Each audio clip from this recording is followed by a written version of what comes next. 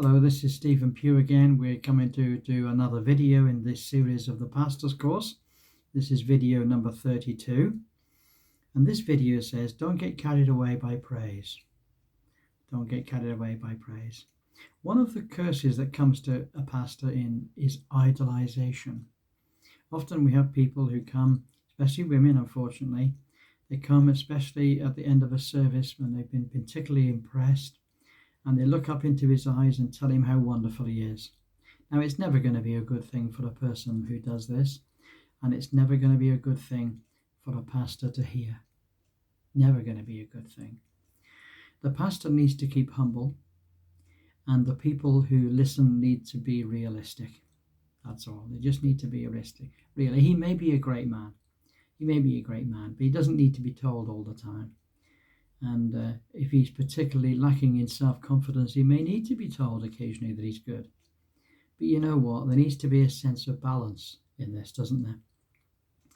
Very often pastors develop an incredible knowledge of the scriptures, and their demeanor and character becomes very much tempered by the Spirit, producing a winsome personality. And there's no doubt that pastors often develop in the Lord beautiful nature and incredible skill and understanding of the ways of the Lord.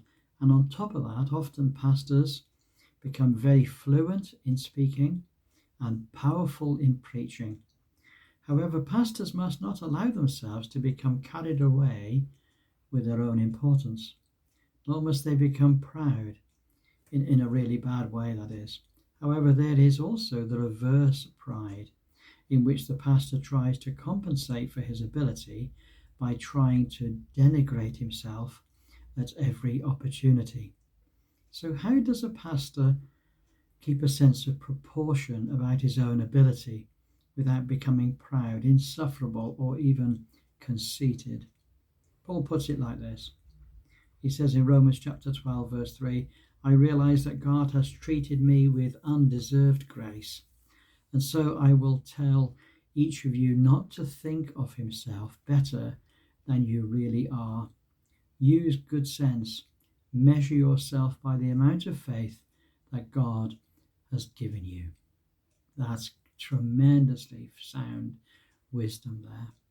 He is saying, I realize that God has dealt with me in a manner that's far beyond what my nature deserves. And so I tell you not to think of yourselves better than you actually are. Now, not to think of yourselves poorer than you really are is also a mistake. You see, you can make this mistake in both directions. The real truth of the matter is for the pastor to have sound common sense about one's own personal ability in the wisdom that God has granted, and also in true humility. In Philippians chapter 2, Paul says, do not act out of selfish ambition or conceit, but with humility think of others as being better than yourselves. Humility is a great thing, perhaps the greatest thing. A real man of God understands himself and almost invariably thinks that other people are indeed better than himself. Paul, the great apostle, said, for I am the least of the apostles, unworthy to be called an apostle, because I persecuted the church of God. 1 Corinthians chapter 15, verse 9. And again he says, here is a trustworthy saying that deserves full acceptance. Christ Jesus came into the world to save sinners, of whom I am the worst. 1 Timothy 1 verse 15. Now you might think that Paul was the greatest sinner. You might not think that he's the greatest sinner, but the point is that he did. He never ever forgot his greatest failure. And no doubt in your life, God knows something about you that will keep you from getting above yourself.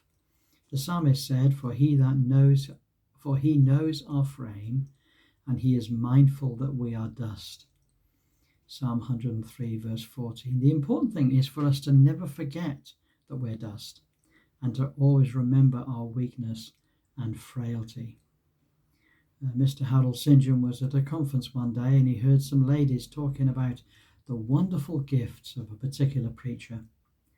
They were saying, oh, he's so wonderful, so eloquent, so handsome. He gently interrupted them, saying, it's a good job that you've never heard the devil preach. He has more gifts than any man, but he has no grace. How can a man develop a sensible awareness of his own gifts and ability? What a man is on his knees before the Lord is all he is, nothing more and nothing less. So however a man judges himself when he's on his knees before the Lord, that's the measure of the man. So 3 questions. How have you developed a sensible awareness of your own value and ability? Secondly, how do you guard yourself against people who want to idolize you? And how have you come to terms with your own frailties and your own weakness? Wow, great questions, aren't they? Well, we look forward to speaking to you on our next video. Have a wonderful day, and God bless you all. Bye for now.